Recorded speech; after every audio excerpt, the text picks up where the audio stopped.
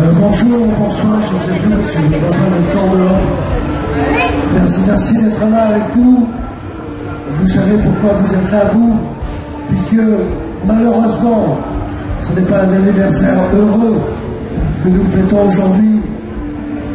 Nous commémorons la mort sous les coups de la police des mœurs iranienne, du guide suprême iranien Ali Khamenei, de celle que nous aurions aimé accueillir ici, qui est aujourd'hui devenu le portrait, le visage de la libération dans sa mort des femmes iraniennes et de l'ensemble du peuple iranien.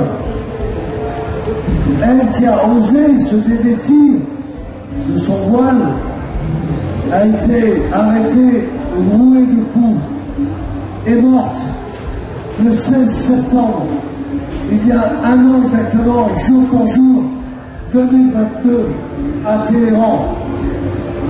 Elle a un nom. Son nom au départ était connu comme celui de Mahsa Amini, qui est Gina Mahsa Amini, parce que Gina est son nom kurde, qui est aussi relié. Être femme kurde, c'est être deux fois relié sous ce régime iranien.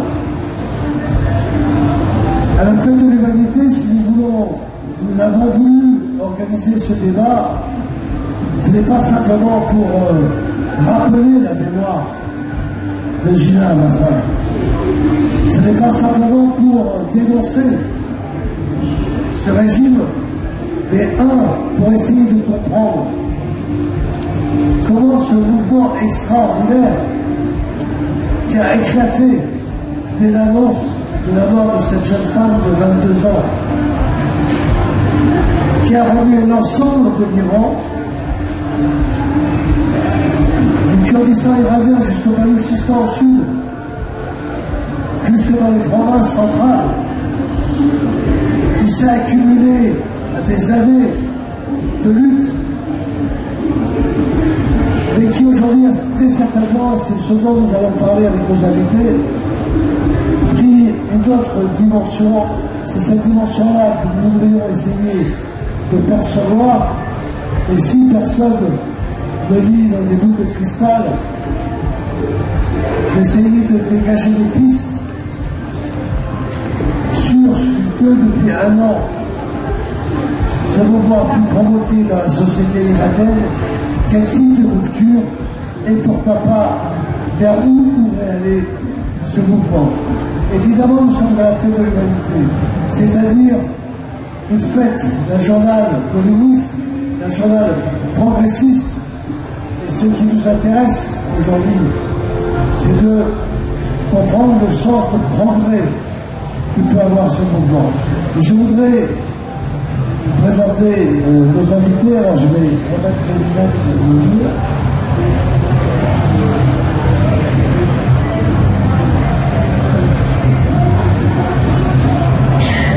On vous présenter Shahara Makareli, anthropologue, autrice d'un livre qui vient de sortir aux éditions de la Découverte, que je vous recommande, et qui est un titre dont vous allez vous souvenir, évidemment, puisque c'est ce fameux slogan « Femme, vie, liberté ». Ce slogan qui n'est pas né, en réalité, qui n'est pas né en Iran, d'ailleurs, qui est né d'abord avec des femmes kurdes au Rojava, au Kurdistan syrien, en 2014, mais qui est rempli et qui est aujourd'hui un slogan international et qui va beaucoup plus loin peut-être que certains voudraient enfermer.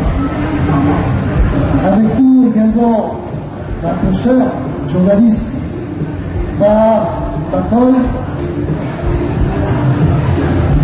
le camarade Sarah Saoudi, qui est ici, kurde iranienne, réfugiée en France, et mon ami, mon camarade, Merouz Parali, de la solidarité socialiste avec les travailleurs d'Iran. D'abord, je vais me tourner vers Shahara, le temps de pas extensible, comme tout le monde le sait, c'est en physique quantique. Et peut-être pour faire démarrer un petit peu les choses sur cette lutte contre l'obligation du port du voile, qui en réalité ne date pas de 2022, c'est beaucoup plus ancien.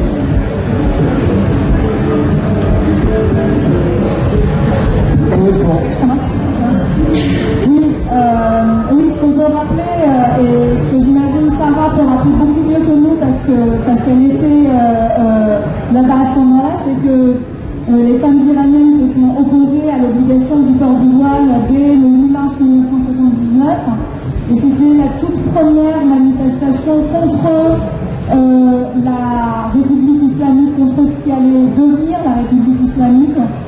Et la première fois que le peuple iranien est redescendu dans la rue après la révolution, après le 11 février 79, eh bien c'était pour dire non à ce voile obligatoire. Et durant les années qui ont suivi, entre 79 et 81, ce peuple iranien issu de la révolution est descendu à de très nombreuses reprises dans la rue pour dire son désaccord avec le projet théocratique fasciste de Khomeini. Et cette mémoire de résistance s'est perdue pendant très longtemps, tant et si bien qu'en fait les féministes iraniennes, au début des années 2000, ont dû écrire un livre. Même Elise Cole a écrit un livre en 2000 pour dire aux jeunes générations, donc à notre génération, mais en fait on s'est battu, on n'a pas juste accepté des choses comme ça, mais la mémoire s'était perdue sous le récit d'une république islamique qui était l'incarnation de la volonté souveraine du peuple révolutionnaire qui avait renversé le Shah. Et en fait, cette république islamique a chevauché à travers la figure des damnés de la terre, des déshérités, des Mostaz Afan, de ces jeunes hommes pauvres des bidonvilles qui sont devenus les protagonistes de la révolution et puis les premiers martyrs de la guerre. La République islamique a chevauché en fait le discours internationaliste mondial qui en 79 était encore présent, juste avant le tournant néolibéral des années 80, et pendant très longtemps a trompé le monde avec un visage anti-impérialiste, un visage soi-disant socialiste, un visage de résistant et de porte-parole des damnés de la terre. Et il a fallu, parce qu'il y avait beaucoup de violence, beaucoup d'idéologie, beaucoup de moyens, il a fallu plusieurs décennies pour que la réalité de ce qu'est la République islamique, comme oppresseur en fait des plus vulnérables, comme l'a montré le meurtre de Gina Mahsa Amini, il a fallu des décennies pour que cette réalité éclate au grand jour. Mais comme on dit, le dentifrice en fait ne peut pas rentrer dans le tube.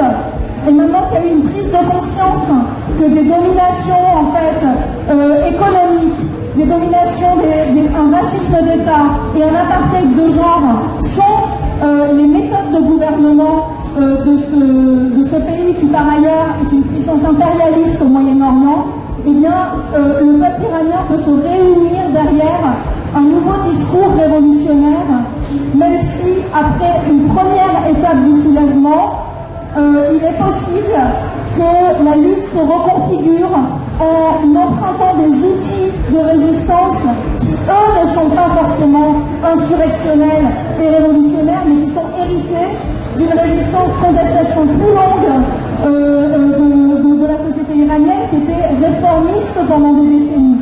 Donc en fait, il faut voir comment est-ce que ces différents héritages de la contestation, qu'on a souvent opposés, eh bien, arrivent à non plus s'opposer, mais à se stratifier aujourd'hui pour porter une lutte qui, pendant très très longtemps, des décennies, on disait les Iraniens ne veulent pas de changement de régime, ils veulent des réformes, ils veulent négocier une liberté à l'intérieur de ce cadre, et c'est pour ça que les femmes s'attaquaient à tout plein d'autres problèmes d'égalité et de ségrégation juridique, spatiale, économique, etc., plutôt que de s'attaquer au voile, qui était vraiment le point non négociable, la ligne rouge du régime.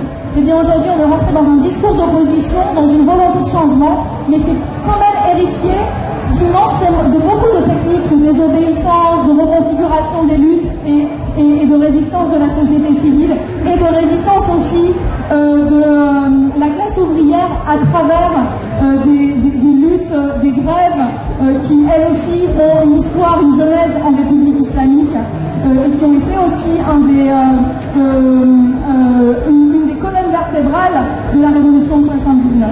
Donc voilà, on en est aujourd'hui très rapidement, à mon sens.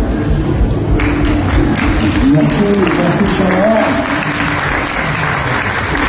Mais bien entendu, nous sommes dans un débat, donc nous essayons de comprendre. Peut-être que des arguments différents vont s'échanger, mais on va essayer de comprendre et de puiser un petit peu plus. Femme, vie, liberté, quelle est la signification, dans le fond, de femme, vie, liberté? Là.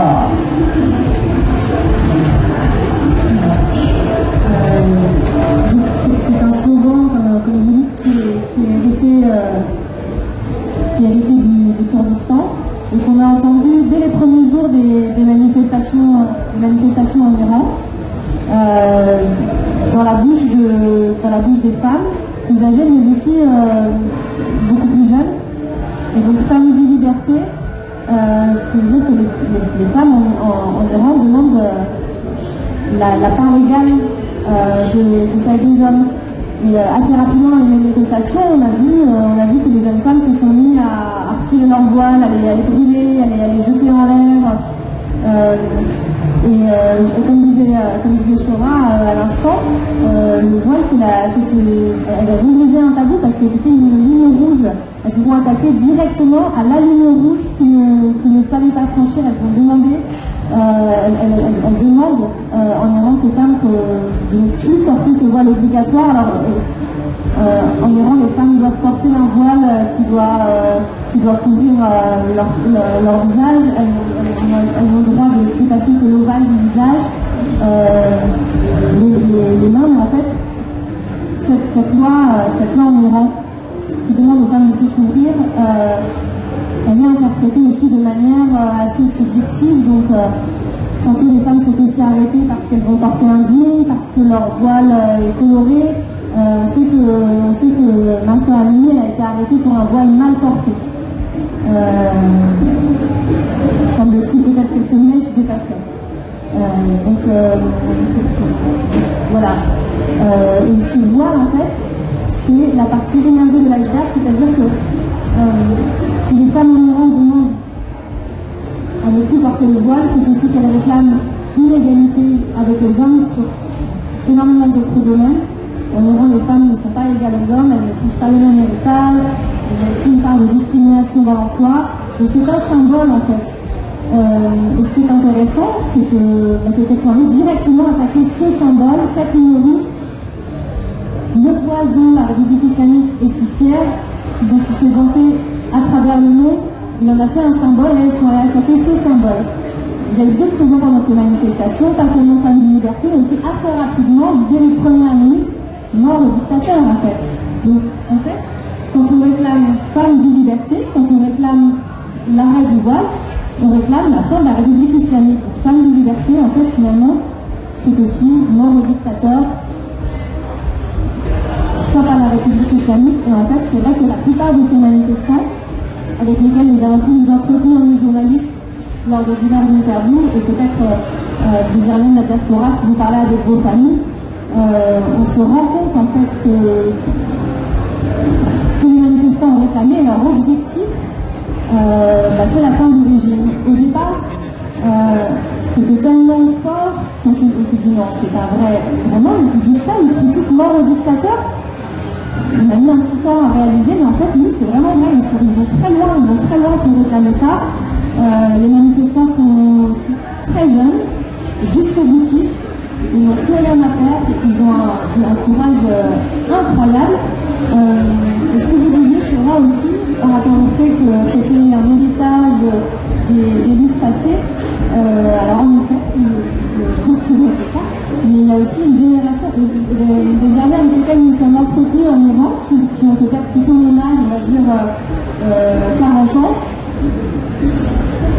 On parle aussi d'une rupture rupture générationnelle, c'est-à-dire qu'il constate que la plupart, les éléments, les personnes qui étaient les plus acharnées dans ces manifestations jusqu'au boutistes étaient des très très jeunes.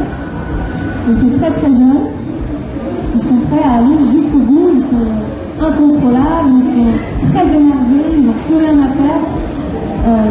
Voilà. Merci.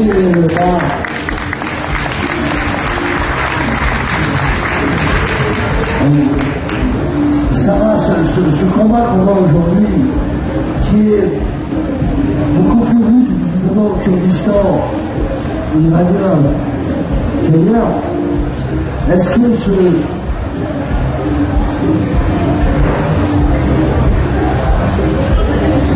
Alors, je vais vous dire au micro qui est pas raison. Est-ce que ce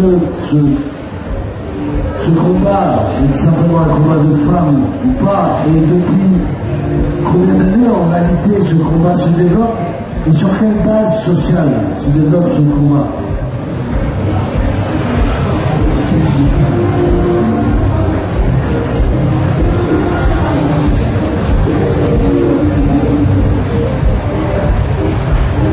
Bonjour tout le monde, bonjour à toutes et à tous.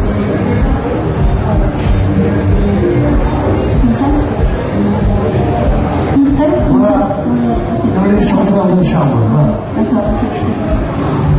Alors tout d'abord, je vais vous répondre, mais tout d'abord je voudrais rendre hommage à tous les gens, plus de 500 personnes, femmes, enfants, adolescents, qui ont été tués pendant le soulèvement, femmes des libertés, à des milliers de gens blessés à vie, à tous les gens qui ont été emprisonnés, arrêtés, disparus, torturés et exécutés. Je voudrais profiter de cet anniversaire triste de l'assassinat de Jina Mahsa Amini pour rendre hommage à tous ces moments-là. Alors, sur la question du Kurdistan, en fait, il faut d'abord rappeler que ce mouvement Femmes et Liberté a été encore plus virulent, encore plus accentué dans les zones périphériques où vivent les minorités nationales et ethniques comme au Kurdistan ou au Balochistan. Au Kurdistan, on a affaire à un mouvement qui dure depuis l'arrivée au pouvoir de la République islamique de 44 ans. C'était une région où la population a dit non dès le premier jour à la République islamique. Il y a eu un mouvement démocratique très virulent, on peut dire, dès le début dans cette région. Toute la population a été impliquée dans ce mouvement. C'était un mouvement démocratique et en même temps qui était pour le droit de déterminer leur sort. Mais en même temps, c'était un mouvement entièrement démocratique qui exigeait des droits universels, démocratiques pour toute la population, pour tous les gens, pour tout le monde qui vivait dans ce pays. Il y a eu une guerre, il y a eu des maquis, il y a eu des militants qui ont pris l'arme, il y a eu pendant plusieurs années une lutte armée au Kurdistan avant la répression totale. Et cette région, cette population milite depuis donc plus de 4 décennies pour ses droits démocratiques et pour les droits démocratiques de tout le peuple d'Iran.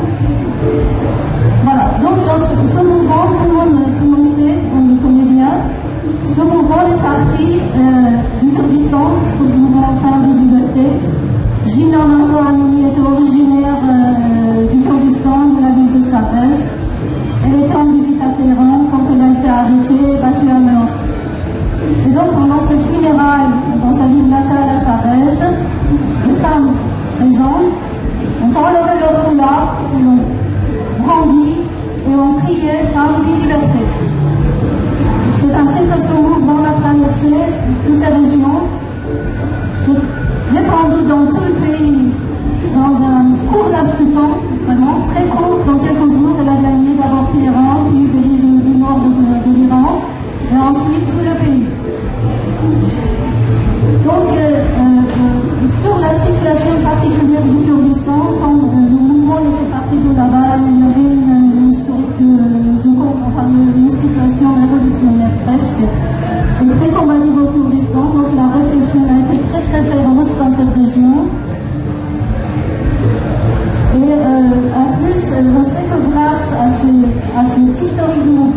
ces luttes de plus de 4 décennies dans cette région, les gens, la population de cette région ont acquis une espèce de liberté malgré toutes les répressions qui règnent.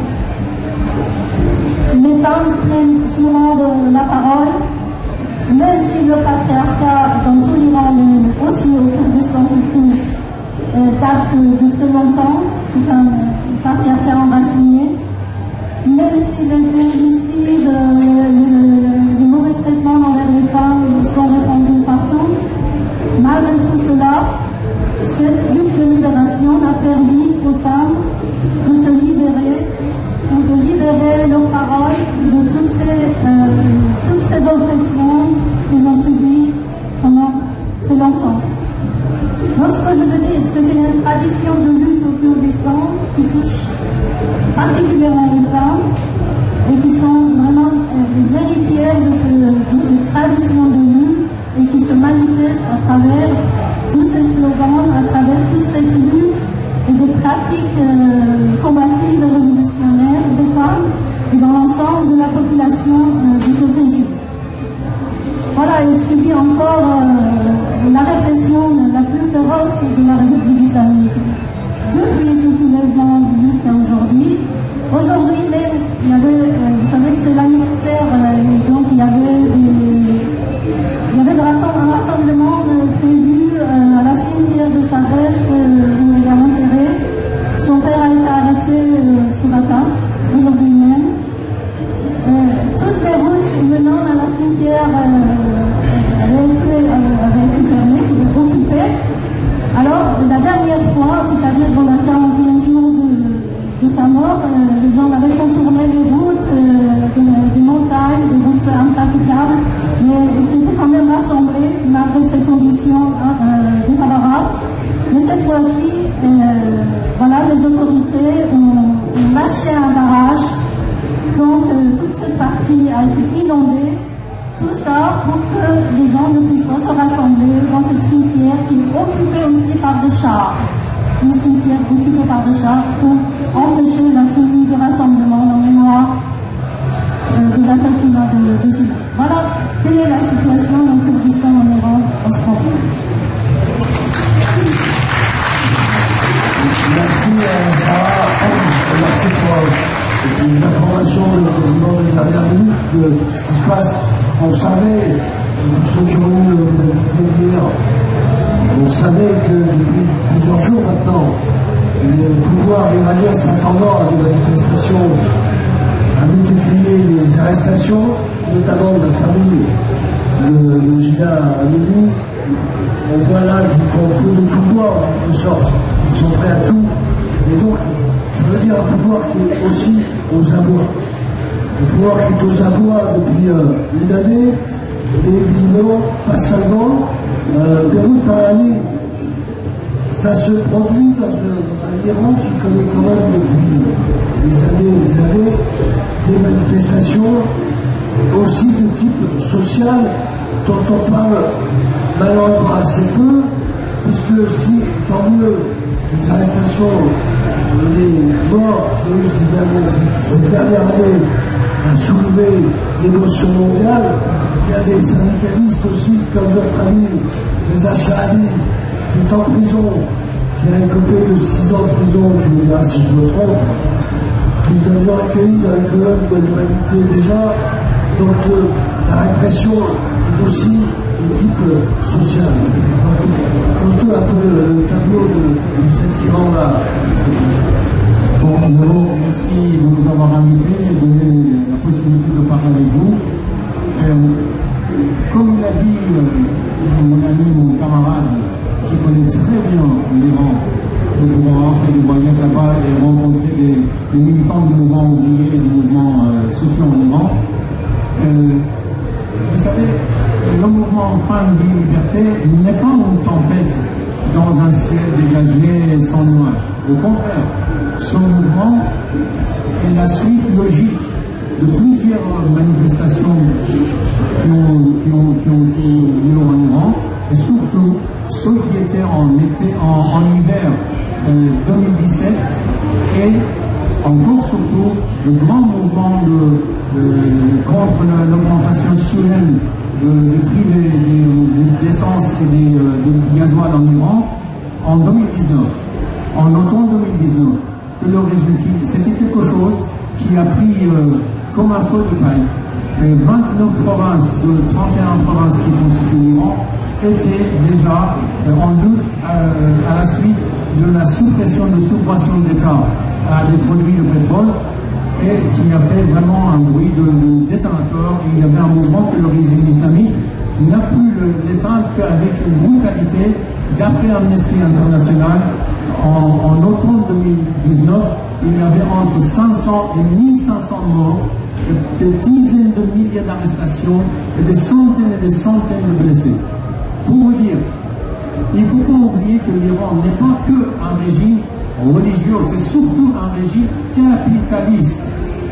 C'est un régime capitaliste de type néolibéral. C'est ça qu'il faut toujours rappeler. Ça veut dire que nous avons l'autoritarisme religieux, nous avons l'obscurantarisme de type taliban en Iran, mais la politique qu'ils appliquent depuis la fin de la guerre contre l'Irak, ce sont des politiques néolibérales. La preuve année, justement le mouvement de l'automne 2019, qui était, et ils ont appliqué la demande du Fonds monétaire international, comme toujours, de supprimer les subventions d'État sur les produits énergétiques, dont le gasoil et l'essence en Iran, qui a, comme je vous ai dit, qui a fait une explosion en Iran. Donc le mouvement Femmes, Vie, Liberté est héritier de tous ces mouvements. C'est l'héritier du mouvement des femmes qui a commencé dès l'établissement de la République islamique, qu'ils ont très bien expliqué. Et bon, je suis en minorité absolue ici dans le tribunal, mais rassurez-vous, les hommes et les femmes en Iran, ils sont très nombreux, ils se soutiennent, ils sont tous ensemble dans la lutte. C'est un mouvement vraiment extraordinaire.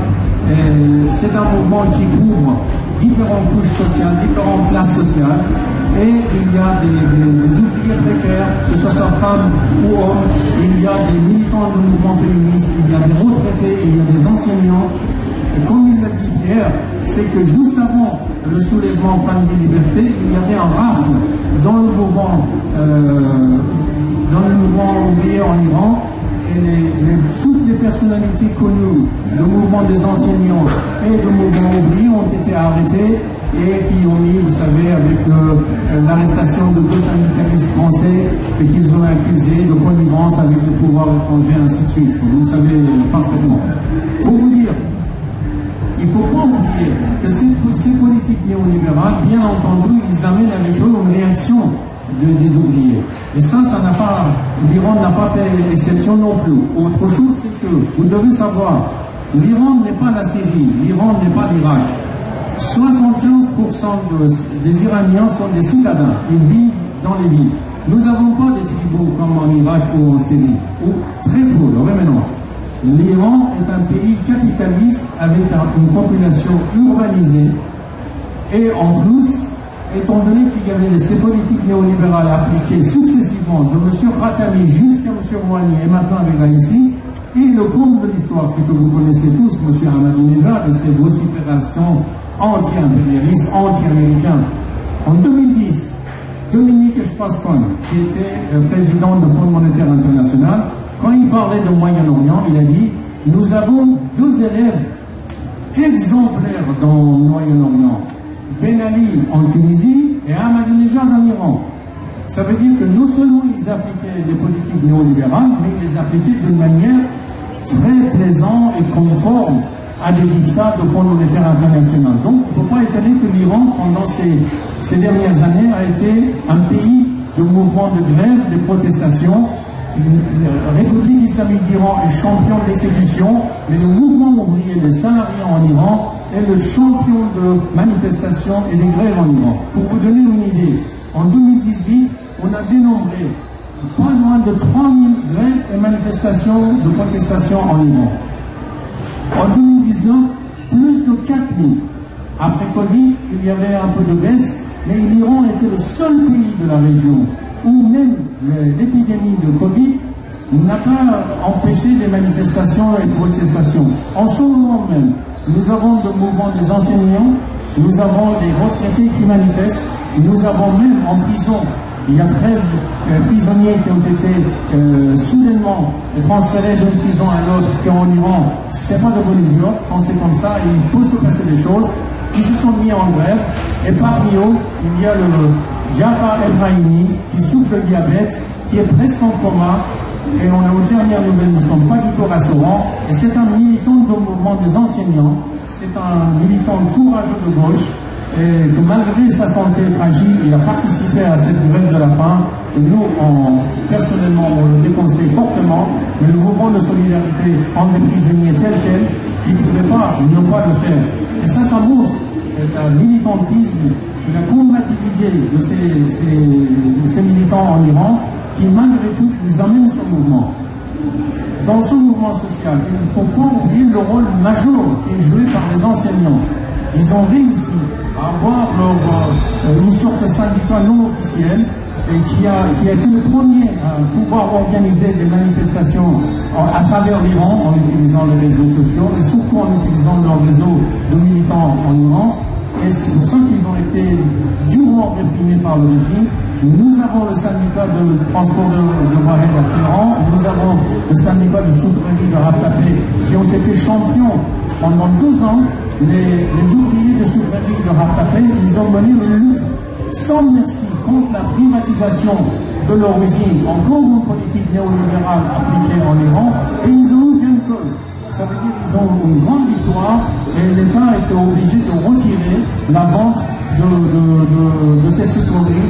Et ça, des exemples que je vous donne, je sais qu'on n'a pas beaucoup de temps, c'est simplement pour vous dire qu'il ne faut pas oublier, sous couche de cet État religieux, il y a un État capitaliste néolibéral qui réprime tout le monde. Et bien entendu, il y a la réponse des ouvriers et des salariats, et nous avons ce mouvement-là. Le problème, c'est que ce mouvement de revendication sociale, les ouvriers et le mouvement politique de type Femmes de Liberté, ils ne se sont pas convergents. Nous avons ce problème qu'il faut résoudre, parce que l'Iran, comme je l'ai dit, que je le répète, est un pays capitaliste. Aucun changement majeur ne se fera sans la participation de la classe ouvrière. Comme l'a déjà montré la révolution anti-monarchie. Tant que, malgré 1 an et demi de manifestations de rue, malgré la répression, la résistance, tant que les ouvriers iraniens ne sont pas entrés dans la danse, tant que surtout les salariés des secteurs de pétrole n'ont pas fait la grève, le régime monarchique ne s'est pas effondré. On va avoir la même chose en Iran. On attend avec impatience rentrer dans la danse de ce mouvement de la classe ouvrière, beaucoup plus que ce qu'il fait maintenant. Ça ne veut pas dire qu'ils ne sont pas dans le mouvement, mais en tant que classe, avec leur arme absolue, ça veut dire la grève, et surtout la grève générale, ils ne sont pas encore rentrés. On essaye, on voit que les appels sont multiples, on voit que les militants de mouvement sont très conscients de ça. Donc, vive la convergence des luttes revendicatives et la lutte politique en Iran, c'est ça qui mettra la République islamique à terre.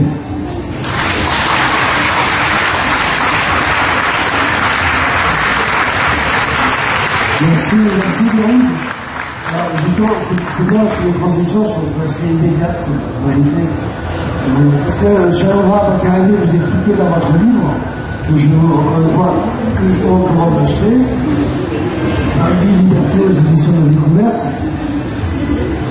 que ce qui pour vous est un changement profond dans les manifestations, les protestations qu'il y a eu depuis des décennies, c'est qu'aujourd'hui, ce n'est pas le gouvernement, ce n'est pas le président de la République islamique, c'est directement le but suprême. Donc pour vous, c'est la remise en cause pour le coup, vous savez, les grands médias en France utilisent le mot régime à tort et à travers. C'est-à-dire pas dans son acceptation vraie, mais pour avoir un réflexe pavlovien. C'est-à-dire on dit régime iranien, régime syrien, régime russe. Il n'y a pas de régime américain, il n'y a pas de régime français, il n'y a pas. Le mot régime est là pour repoussoir.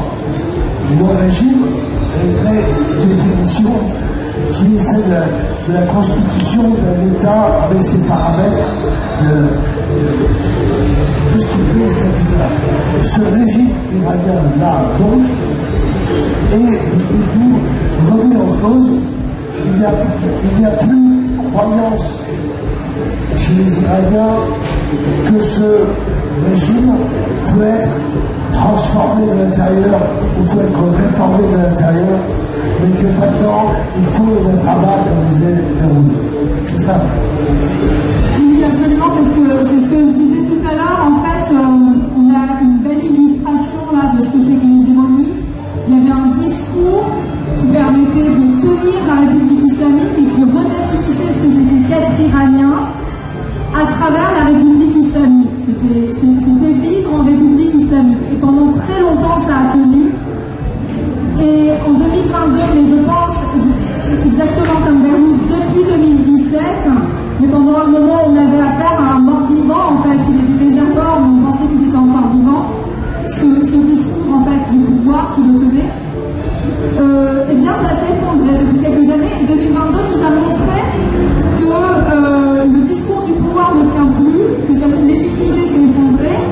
Et la question, c'est en quoi est-ce que ça nous concerne, nous, ici en France, non seulement les Iraniens de France ou d'ailleurs, c'est-à-dire que la société iranienne est devenue une société transnationale contre son État, là où avant, pendant très longtemps, à travers des lignes rouges, on avait un Iran plutôt fermé et ceux qui étaient ce qu'on appelait les diasporas, et bien, c'était un petit peu moins iraniens, ils étaient autrement iraniens, etc.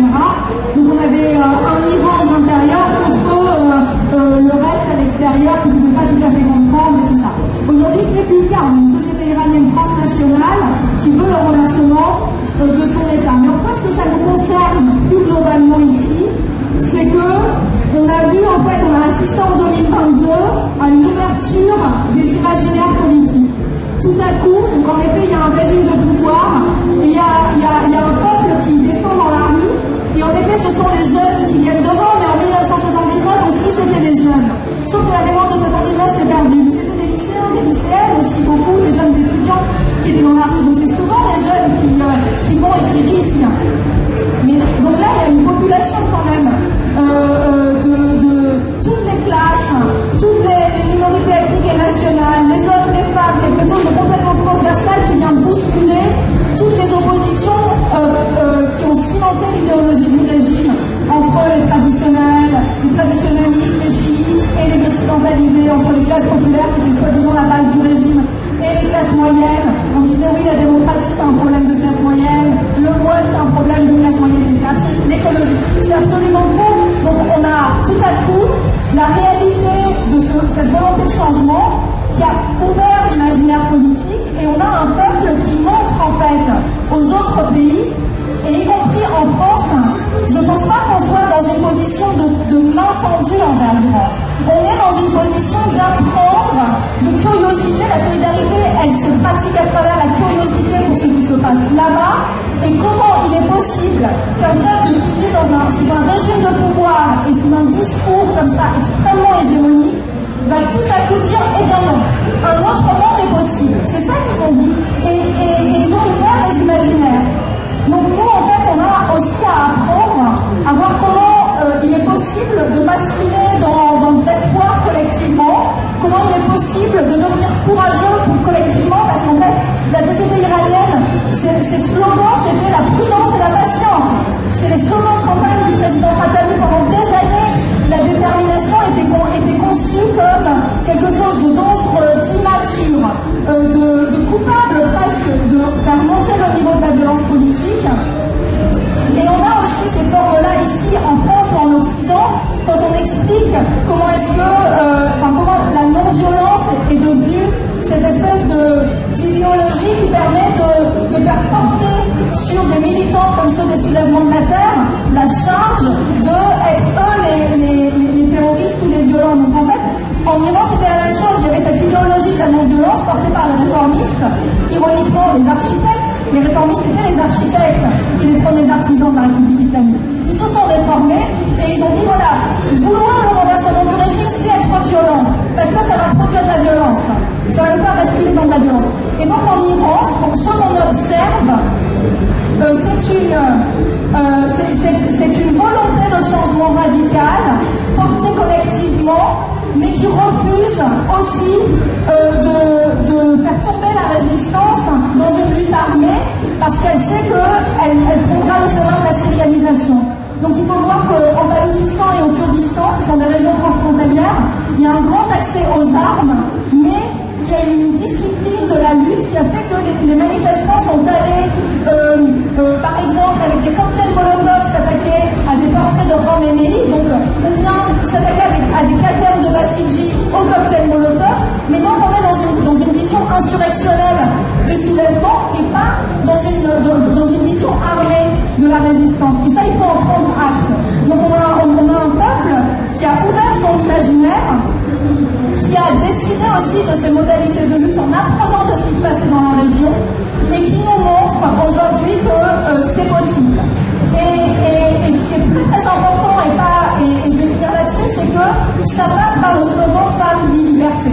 Et ce n'est pas anodin, c'est-à-dire que femme est premier ici, et que pour une fois, ce n'est pas on va vouloir la démocratie, on va vouloir l'égalité des droits, et ensuite, du coup, systématiquement, on aura l'espèce d'escalier qui pourra nous amener à des égalités salariales, des égalités de conditions de la femme. C'est absolument pas ça, c'est la pensée féministe, le fait de dire non, l'égalité des femmes d'abord, et soustraire la vie à l'accaparement néolibéral, femme, vie, liberté, et bien ça c'est la puissance révolutionnaire du féminisme qui arrive et qui demande les choses. Et c'est pour ça qu'on a à apprendre de l'Iran et à soutenir en fait la lutte non seulement des femmes mais des hommes iraniens derrière un projet féministe radical qui nous rappelle que le radicalisme est possible en fait. Et on peut le faire.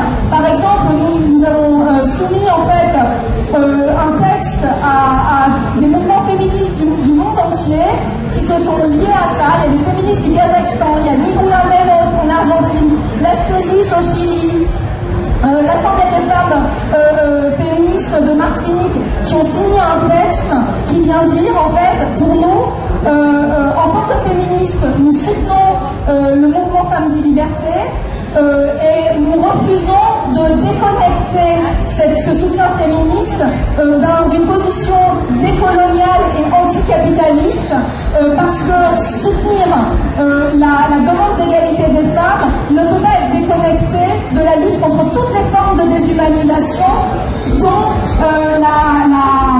l'oppression des femmes est un élément, mais peut-être aussi l'élément clé, c'est ça la pensée d'Öcalan, mais peut-être l'élément clé pour faire levier et renverser l'ordre patriarcal qui est au fondement de toutes les constructions étatiques et capitalistes.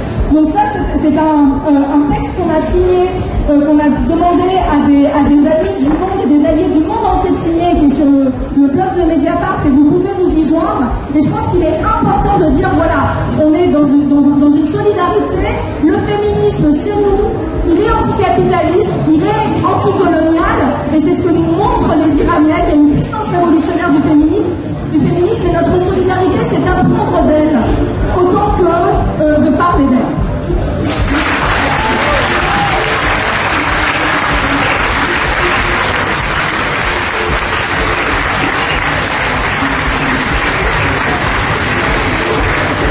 Merci, Zora. On m'informe pendant que tu parlais que les mouvements prennent l'ampleur en Iran, puisque dans les prisons, les femmes vont essayer de brûler leur voile, dans les prisons même. Donc, quand on fait à l'extérieur, on connaît la répression. Imaginons ce que ça signifie dans les prisons. Les tirs à balles réelles, de la part des forces de sécurité dans certaines villes, des dizaines d'enfants ont été blessés. Il y a des manifestations aujourd'hui à Paris. Ici, tout à l'heure même à 18h, on aura un cortège qui va partir dans le village du Gaume en soutien à la lutte du peuple iranien. Je voudrais poser une question qui s'adresse à nous tous, en fait, peut-être plus délicate parce que plus difficile. La répression n'a pas tué le mouvement. Il est quand même moins visible. Qu'est-ce qu'il en est réellement aujourd'hui? Parce que ce sont simplement des braises qui continuent à couver? Ou est-ce que quelque chose arrive à s'organiser réellement et sans dire d'après ça va déboucher parce que personne ne peut écrire l'histoire à l'avance? Est-ce qu'aujourd'hui, il y a encore réellement des possibilités qu'il n'y ait pas que des explosions de colère? Cette question s'adresse en cas de Mr.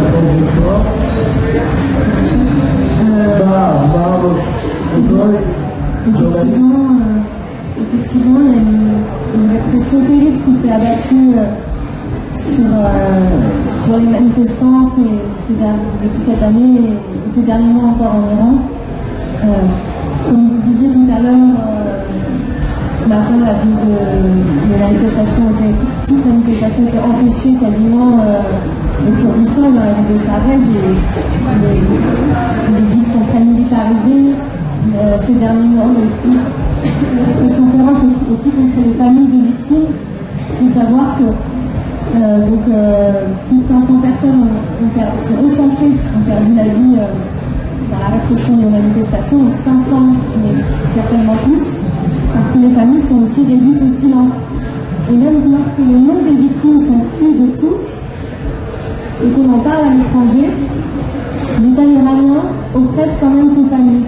Il y a des tombeaux qui ont été profanés, des familles qui ont été arrêtées, des mères qui sont en prison pour avoir perdu leur enfant. Donc l'État iranien a tout fait pour empêcher les manifestations de reprendre. Ça dit aussi quelque chose, Pierre le disait tout à l'heure, de la faiblesse des autorités qui ont très peur que ça reprenne. Et donc, les manifestations en masse se sont transformées petit à petit en explosion de colère par des gestes de désobéissance civile. Je pense que vous voyez peut-être ces vidéos sur les réseaux sociaux. De temps en temps, il y en a qui arrivent jusqu'à nous, de jeunes filles qui se baladent sans le voile dans la rue. Donc parfois elles se filment, parfois elles dansent, parfois des couples. Il y avait ces jeunes hommes qui couraient après les religieux et qui leur donnaient une petite tape dans le turban pour les faire tomber. Des panneaux qui sont brûlés.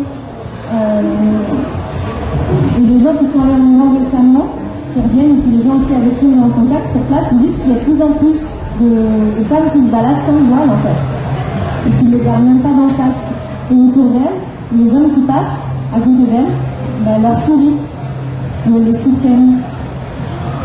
Donc tout ça, ça veut dire effectivement, comme vous le disiez Pierre, qu'il y a encore cette cendre qui est très très chaude. Les gens avec qui j'ai pu échanger ici me disent que c'est le début de quelque chose en fait. C'est pas la fin.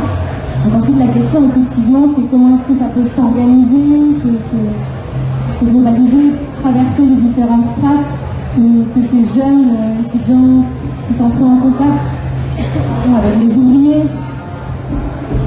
Dans le détail, je ne sais pas comment ça peut se faire, mais effectivement on a quand même l'impression que ce mouvement n'aboutira vraiment réellement que si ces jonctions se font.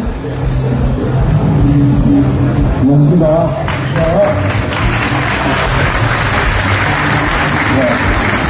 Allez-y, on reste quelques minutes pour conclure sur certaines questions-là, sur comment imaginer l'avenir aujourd'hui.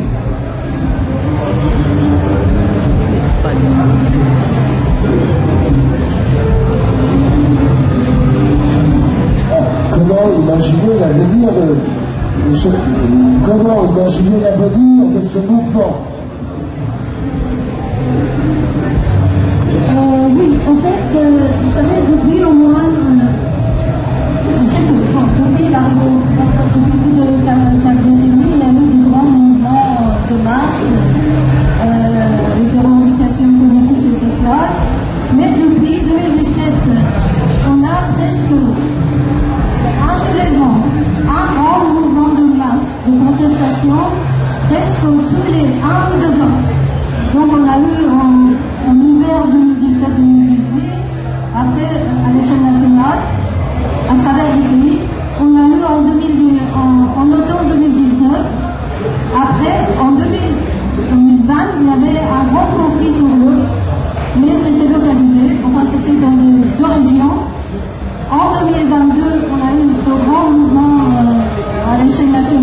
de femmes de liberté.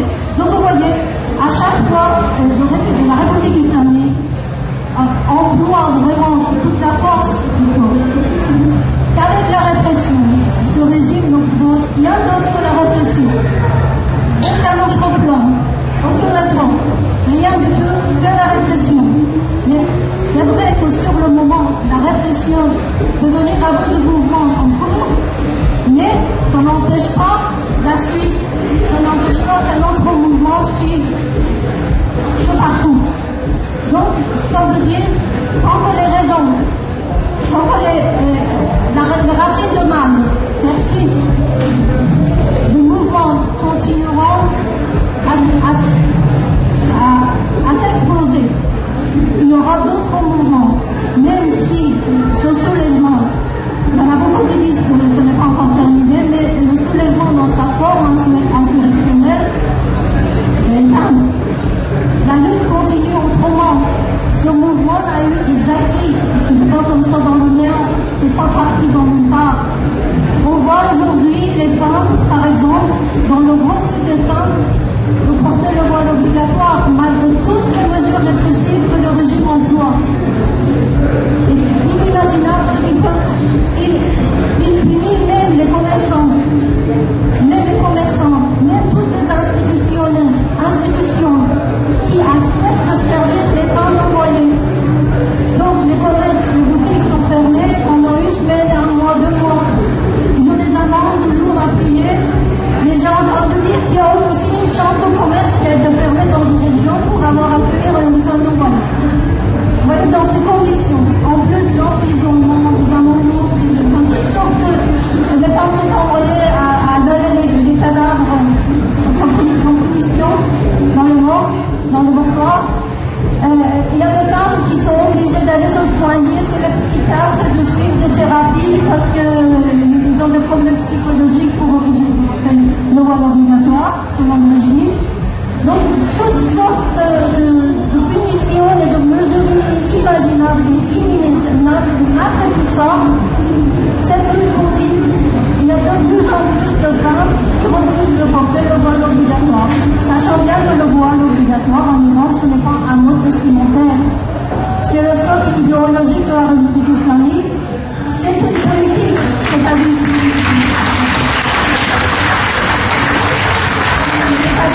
la femme en Iran, de par la situation d'infériorité que le régime islamique a essayé de lui imposer, dont le corps de voile islamique, mais ce n'est pas que ça, c'est-à-dire que les problèmes sont beaucoup plus vastes et même profonds en ce qui concerne les droits sociaux, le droit de travail, le droit de familiaux et tout ça.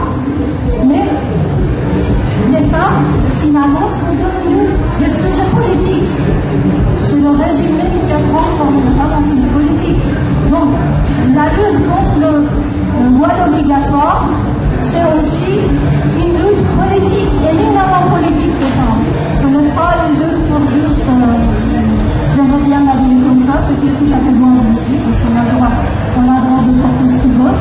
Il y a aussi une liberté vestimentaire, c'est sûr, mais cette lutte, je veux dire, ça dépasse vraiment toutes ces frontières.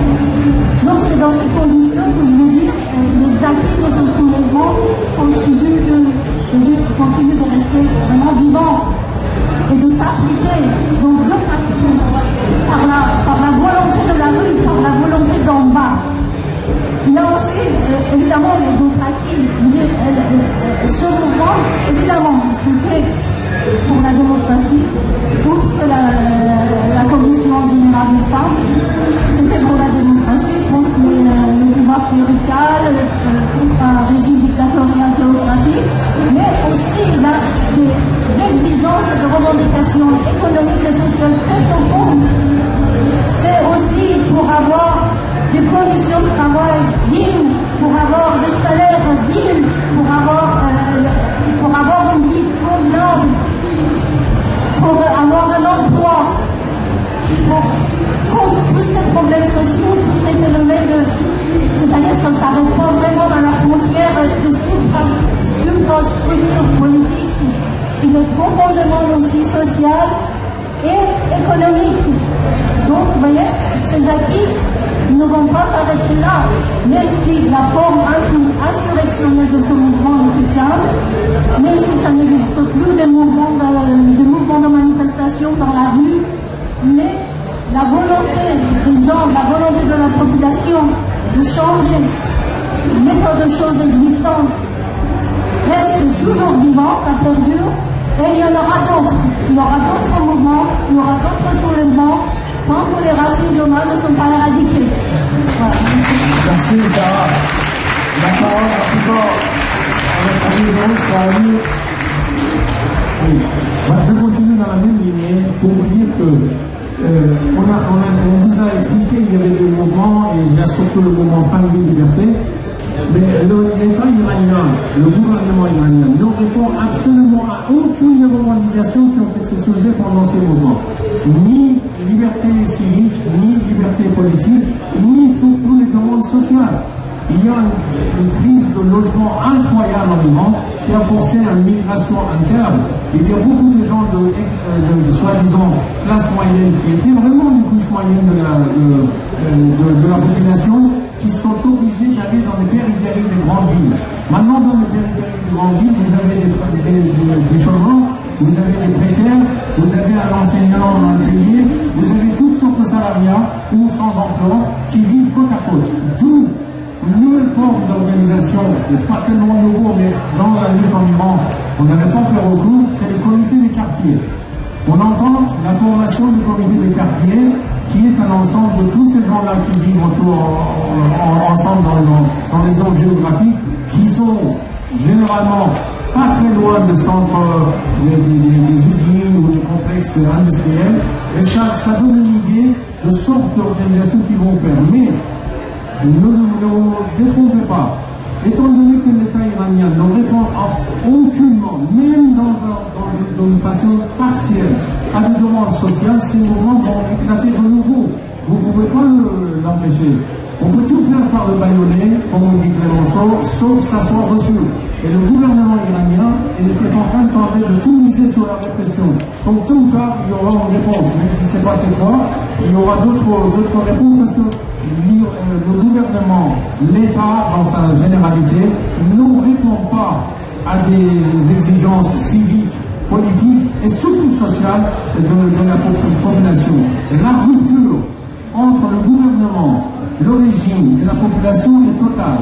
Il y avait un sondage qui a fuité il y a quelques années, qui a été fait par l'université de Téhéran, qui montrait qu'au grand maximum, il n'y a que 12 à 13% de la population iranienne qui souhaitait la continuation du régime actuel. Avec tout le mouvement qu'on voit, on peut imaginer que les 12-13%, c'est vraiment de la population de l'appareil répressif en Iran. Il faut savoir que la répression en Iran, c'est la seule chose que les Ayatollahs savent organiser très bien. Rien que dans le corps de Pasdaran, les gardiens de la révolution, nous avons 3 services de renseignement qui se surveillent entre eux pour empêcher des coups d'État et en même temps qui surveillent la population. Et nous avons le ministère de l'information qui fait la même chose. Donc la répression en Iran, c'est multidimensionnel, multicouche, et c'est très très dur à le faire. Le seul moyen de briser cette répression massive, c'est avec un mouvement massif. C'est pas avec des actions de guerriers ou actions simplement des comités de quartier. Il faut organiser des grandes grèves, il faut organiser les manifestants, une conjugaison de manifestations de rue avec le mouvement ouvrier. Je le rappelle, je le répète, je ne me lasse pas de dire, l'Iran est un pays capitaliste, le salariat est majoritaire dans ce pays. Sans qu'il bouge, il n'y aura aucun changement. Juste pour vous dire que cette politique néolibérale vous a amené où, je vous donne les statistiques de Banque centrale iranienne il y a 5 ans. Et depuis, avec ces statistiques, ils ont interdit la publication des statistiques de ce type. Écoutez-moi bien, pour voir dans quel état elle est la société iranienne. 10% le plus riche d'Iran, c'est son Banque centrale, hein, c'est pas l'opposition. 10% le plus riche d'Iran consomme 8 fois plus que 10% pauvres du pays de denrées alimentaires. Comment ils font? Je me posais la question, comment ils font manger 8 fois plus que les pauvres? C'est ça. Parce que les couches pauvres, ils sautent de repas. il y en a ceux qui sautent il y en a ceux qui sautent deux repas. Ils ont une sous-alimentation uniquement, mais les riches, ils se boivent de cette manière-là. Le même 10% le plus riche d'Iran dépense 57 fois plus pour l'éducation de leurs enfants. Le 10% le plus riche d'Iran paye 58 fois plus pour s'amuser, pour partir en voyage et pour faire du tourisme. Donc c'est une société qui est inégalitaire d'une manière extraordinaire. Ça ne peut pas continuer comme ça éternellement. Tout le monde le sait, donc on attend pour savoir comment ça marche. Alors on précise qu'on va découper le micro, si vous avez pas de questions à ce moment, il n'y a pas de quoi. Notre Charles ajoute un mot de conclusion avant que nous partions ensemble en manifestation dans le village du Bourg pour le soutien par la liberté. Mais juste très rapidement, plutôt qu'à l'image